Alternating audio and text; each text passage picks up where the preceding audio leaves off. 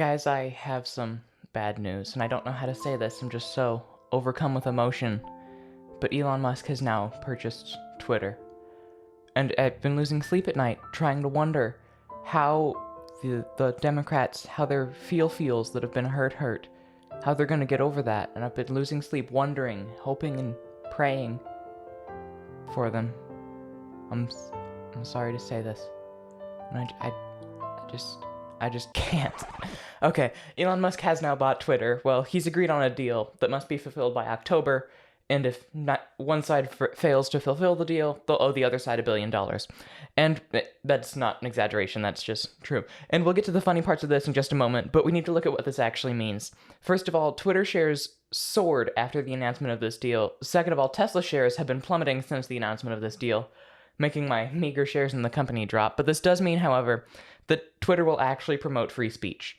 That was the entire point of Musk buying the company. So in response to this, we've seen plenty of people saying they're deleting their Twitter, getting rid of it. And then the people in the mainstream media who said, I'm getting rid of their Twitter, like Sean King actually deleted his account temporarily. They're saying, wait a minute, no. I just said I was never deleting my Twitter. I'm just not using it for anything other than advertising because I only care about money. End quote. But then we get to the best story. Twitter employees were literally crying because of this. And that isn't some fringe 14-year-old cashier turned minimum wage Twitter employee. Although more about them in a second. This is the head lawyer for Twitter crying in the middle of a company meeting. According to the report from Politico, Twitter head lawyer Vijaya Gaddy, I think that's her first name. She'll be hereby referred to as Gaddy. The last name? Anyway, Politico reports, quote, Gaddy cried during the meeting as she expressed concerns about how the company could change, according to 3 people familiar with the meeting. She acknowledged that there are significant uncertainties about what the company will look like under Musk's leadership. First of all, there sure as heck should be uncertainties. For the past decade or so, Twitter has been horrible in terms of free speech. The company needs some changes, and if the people responsible for the censorship are uncertain about it, that is a good thing. Secondly, why does this person have a job at Twitter?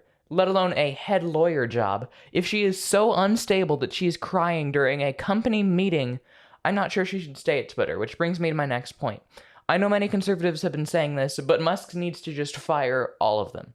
Anyone like this who is crying because of Elon Musk sure as heck isn't going to support him as owner of the company. And there are plenty of Twitter employees who have come out saying that the company is just going to be worse under Musk's ownership. I personally don't think it will be anyway. All of these people need to be fired, literally every single one. And actually there's some kind of like freeze on the website where Twitter employees can't just edit it because they're afraid of people going rogue and deleting everything. This is insane. Let's get to the news from the week, starting with the situation with DeSantis and Disney. You'll notice I'm back in my typical set. In the last video, we had a different set, that was my room, and that was met with overwhelming disapproval, so here we are. Alright, Ron DeSantis is continuing the fight against Disney. Disney has had a special tax district in Florida for Disney World for almost 60 years, allowing them to essentially dictate about 1,000 acres of land, if my math is correct. They get their own police, they essentially get to govern their own land, and they get exempted from billions of dollars in taxes so far. They had the literal authority of a county government. These are insane privileges that no company should have. So now DeSantis has passed a bill to strip Disney of all of these privileges. And people, even conservatives, are criticizing this because DeSantis chose to do this now after Disney came out against the Florida Parental Rights and Education bill and said they were, quote, inserting queerness in all their content. They're arguing in terms of free speech, but here's the thing. These things that DeSantis is taking away are privileges. These things are privileges, not things Disney has a right to. In fact, Disney's tax situation was due for reevaluation. And if you want to make sure free speech thrives on this platform, namely YouTube, hit that like button because it helps the algorithm, I'm told. Also, Disney was essentially trying to govern Florida. They kept talking about the quote-unquote don't say gay bill that actually doesn't mention gay in the bill. They are using their insane platform to protest something they have no place in. DeSantis was fully justified in everything he did. Also, these tax privileges were held by a bunch of other companies, and DeSantis got rid of other ones. It's not just Disney that he's attacking. Alright, here's something terrible and disgusting. Joe Biden told teachers that they have the right to children that they teach, like the right to them. There's no way to sugarcoat that. Take a look. You've heard me say it many times about our children, but it's true. They're all our children. And the reason you're the teachers of the year is because you recognize that. They're not somebody else's children. They're like yours when they're in the classroom. That just isn't true. That is a blatant lie. No, teachers, your students aren't yours when they're in the classroom. That isn't how life works, or how rights work. If I had a teacher that treated us like we were her kids, they were not my parents' kids. Me, if I would, it's a weird situation that I don't know. If I had a teacher that treated me like that, I would literally have walked out of the classroom, and I encourage you to do the same, although listen to your parents, not just me. No teacher gets to treat their students as if they're own children. That just isn't how it works. Parents get to choose what their children learn, and if their school doesn't teach it like that, they can homeschool. That's just how it works. Now for the worst of the week. Seeing as Democrats still exist, every week I'm given a plethora of people who are terrible, and it's difficult to choose who is the worst. This week we went with an eeny, meeny, miny, moe type thing.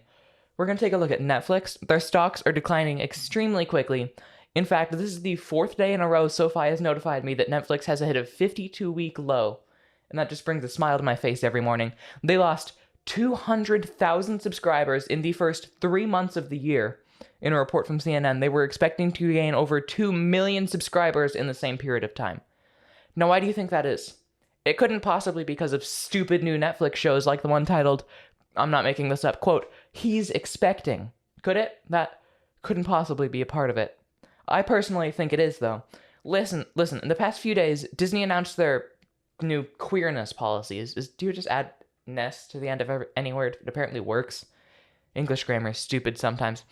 Their stocks have been declining significantly. Netflix and Disney. In fact, every day I get a Disney has hit a 52-week low notification as well. It's because people don't want to watch the wokeness. It isn't true, and it is unnecessary, and people don't want to watch it. But what does Netflix say? They have to give some explanation to their shareholders. They can't admit that wokeness is responsible for the company's decline. That would be bad for the leftist narrative. They instead blame it on, wait for it, Putin. That's all you got to do. That's what everyone blames it on nowadays, isn't it? But wait, how does the cost of wheat and corn and food affect Netflix?